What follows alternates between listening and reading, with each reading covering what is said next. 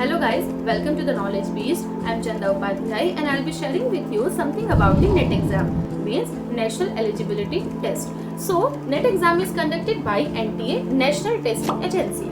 So, moving on. आपको पता होना चाहिए कि अगर किसी को भी नेट एग्जाम के लिए जाना है तो आखिरकार ये नेट एग्जाम होता क्या है।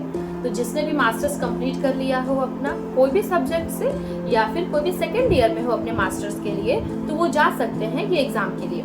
इसमें होता क्या है कि आप या तो असिस्टेंट प्रोफेसर के लिए एलिजिबल होते हैं या फिर पीएचडी कंटिन्यू करने के लिए या फिर जीआरएफ के लिए होते हैं। GRF stands for junior research fellowship. तो इसमें आपने फॉर्म भर दिया तो अब आपको ये बात पता होनी चाहिए कि एग्जाम के लिए पढ़ना क्या है। तो हमेशा याद रखिए कि इसमें होते हैं पेपर 2।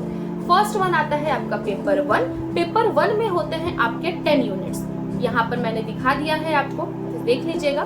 फिर पेपर 2 आता है। पेपर 2 आपका होता है टोटली सब्जेक्ट रिलेटेड, जो भी आपने सब्जेक्ट लिया था अपने मास्टर्स पे तो उसके बेसिस पे आपका पेपर 2 आता है। कोई भी पेपर हो सकता है, कॉमर्स का हो, इंग्लिश का हो, हिंदी का हो, कोई भी आपने जो सब्जेक्ट चूज किया हो। अब पेपर 1 में टोटल आते हैं आपके 50 क्वेश्चंस। एक क्वेश्चन कैरी करता है 2 मार्क्स, मतलब कि 100 मार्क्स का हुआ पेपर 1। और पेपर 2 जो होता है वो होता है आपका 100 क्वेश्चन। इट मीन्स कि 1 question carries 2 marks, 200 marks. Overall आपका जो पेपर आएगा वो रहेगा 300 मार्क्स पे। अब क्वालिफाइंग का सिस्टम क्या है इसमें, तो हर एक सब्जेक्ट का डिफरेंट बेसिस पे वहाँ पे क्वालिफिकेशन होता है।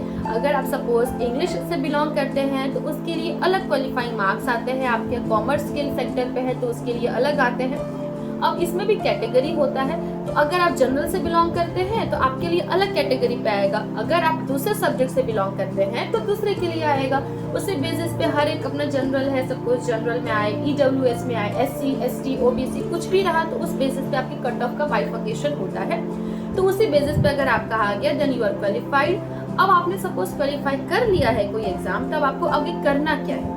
So you can go for the assistant professor in India.